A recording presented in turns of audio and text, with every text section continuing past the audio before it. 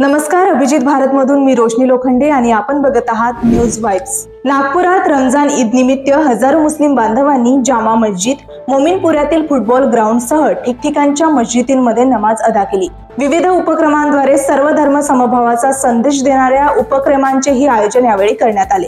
Police आयुक्त doctor Ravindra Kumar single यांनीही मुस्लिम बांधवांना शुभेच्छा दिल्या।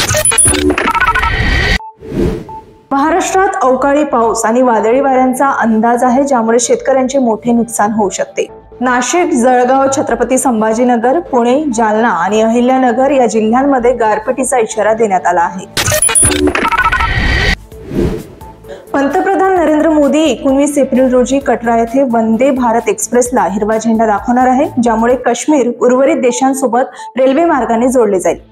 काश्मीर खोऱ्याला रेल्वेने देशाच्या इतर भागाशी जोडणारा हा क्षण ऐतिहासिक असणार आहे।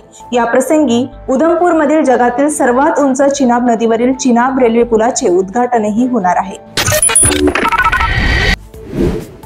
इराणने अणु कार्यक्रमाबद्दल अमेरिकेशी करार करावा, अन्यथा इराणवर बॉम्ब हल्ले करू, असा इशारा अमेरिकेचे राष्ट्राध्यक्ष डोनाल्ड ट्रम्प यांनी दिला आहे। अमेरिकेबरोबरच कोणत्याही वाटाघाटी करण्यास इराणने गेल्या आठवड्यात स्पष्ट नकार दिला होता। त्या पार्श्वभूमीवर ट्रम्प यांनी हा इशारा दिला आहे। कॉमेडी किंग कपिल शर्माचा चित्रपट किस किस को प्यार करूं 2 चे पहिले पोस्टर रिलीज झाले आहे। ईदच्या खास प्रसंगी कपिल शर्माने त्याच्या इंस्टाग्रामवर किस किस को प्यार करूं 2 चे पोस्टर शेअर करून त्याच्या चाहत्यांना ईदच्या शुभेच्छा दिल्या आहेत। IPL सीझन 18 मध्ये मुंबई इंडियन्सने हार्दिक पांड्या यांच्या नेतृत्वात पहिला विजय मिळवला आहे। या सामन्यात मुंबई इंडियन्ससाठी डेब्यू करणारा अश्विनी कुमार हा चर्चेत आला आहे। त्याने पदार्पणाच्या सामन्यात 4 विकेट घेत प्लेअर ऑफ द मॅचचा खिताब जिंकला आहे।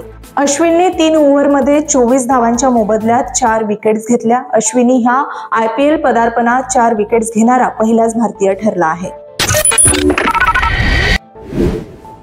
आपण पुन्हा भेटूया प्रत्येक क्षेत्रातील नवनवीन बातम्यांसह। तोपर्यंत बघत रहा अभिजित भारत। अभिजित भारत, पहुंचे हर खबर तक।